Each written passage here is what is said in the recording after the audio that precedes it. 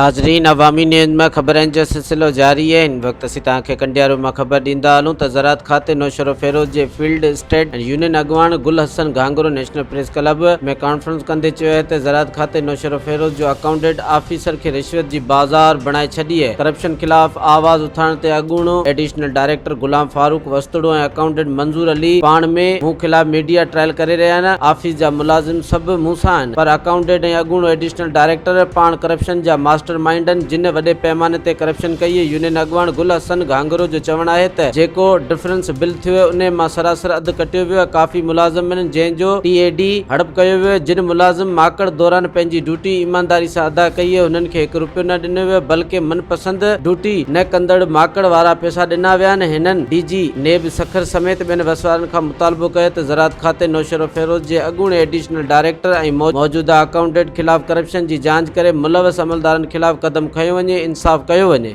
मां यूनियन अॻवाण गुल हसन घांगहरो प्रेस तो कयां त नोशहरोफिरोज में अकाउंटेंट मंजूर अली खान ऐं साबिक़ा एडिशनल डायरेक्टर गुलाम फारूक वस्तड़ो मुंहिंजे लाइ तमामु घणियूं ग़लति ख़बरूं ऐं अख़बारनि में हलाए रहिया आहिनि।